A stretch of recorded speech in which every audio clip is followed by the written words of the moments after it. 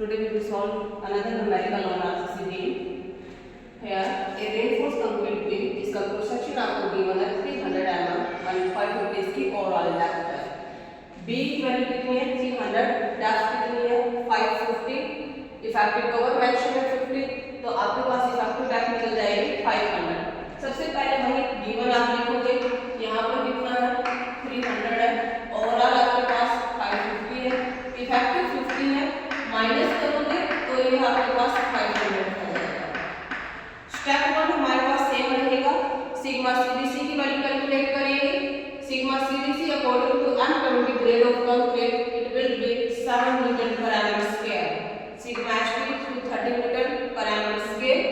Area of steel given है question में आपके पास, नंबर ऑफ बार कितने 4, डाया कितना 20, कैलकुलेट करोगे वैल्यू आ जाएगी हमारे पास 1256.66 mm स्क्वायर. स्टेप 2 में क्या करना है आपको, मॉड्यूलर रेशियो. फॉर्मूला क्या होता है मॉड्यूलर रेशियो का, 280/3 सिग्मा सीडीसी. हमारा ज्यादा टाइम ना लगे इस वजह से कैलकुलेशन मैंने पहले ही कर दी है. 280/3 सिग्मा सीडीसी, 3 × 7 वैल्यू क्या रहेगी 13.33. जो इंपॉर्टेंट वैल्यू है आप बॉक्स में इस तरीके से कर सकते हो. फिर हमारे पास k कितना है 0.29.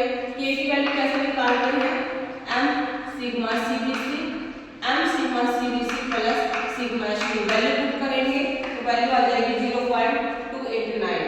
उसके बाद है mc क्रिटिकल न्यूट्रल एक्सिस, जिसकी वैल्यू क्या रहेगी kc * d, जो आएगी हमारे पास 144.5 mm. ठीक है, एक वैल्यू ये आ गई, यानी यहाँ से आधा क्वेश्चन सॉल्व हो चुका है. सेकंड है एक्चुअल न्यूट्रल एक्सिस, क्योंकि मोमेंट ऑफ रेजिस्टेंस आप तभी निकाल सकते हो जब आपको पता हो कि आपके पास बैलेंस सेक्शन है या फिर ओवर रेनफोर्स सेक्शन है या फिर अंडर रेनफोर्स सेक्शन है. और ये किससे पता चलेगा, ये पता चलेगा आपको न्यूट्रल एक्सिस से, एक्चुअल न्यूट्रल एक्सिस और क्रिटिकल न्यूट्रल एक्सिस से. तो हमने यहाँ पर क्रिटिकल निकाल लिया है, एक्चुअल निकालते हैं. एक्चुअल का same formula, area of concrete zone is equal to area of tension zone. Concrete का area b * m a, concrete का एरिया सेंटर पर लगेगा and a/2. a area of steel b - ma depth हो जाएगी हमारे पास, m equivalent करने के लिए मॉड्यूलर रेशियो से मल्टीप्लाई कर देंगे. वैल्यू पुट करोगे तो m a की वैल्यू आ रही है 215.9 mm. ठीक है, दोनों में जब चेक अप्लाई करते हैं m a greater than m c, क्या बना हमारे पास ओवर रेनफोर्स. और अगर आपको याद है तो टाइप ऑफ सेक्शन में मैंने बताया था कि ओवर रेनफोर्स में क्या होता है कि जो स्टील होता है वो अपनी जो स्ट्रेस होती है, फाइनल स्ट्रेस होती है, उसको जल्दी से गेन कर लेता है, मतलब मैक्सिमम स्ट्रेस तक वो पहुंच जाता है. लेकिन कंक्रीट नहीं पहुंच पाती, तो फेलियर किसमें होगा, कंक्रीट में.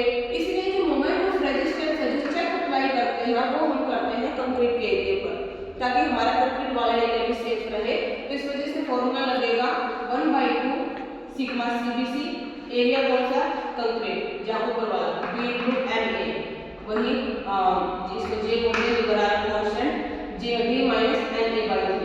जब आप वैल्यू पुट करते हो सबकी 1/2 7 300 215 and a की वैल्यू ली हमने यहाँ से b 500 215.9/3.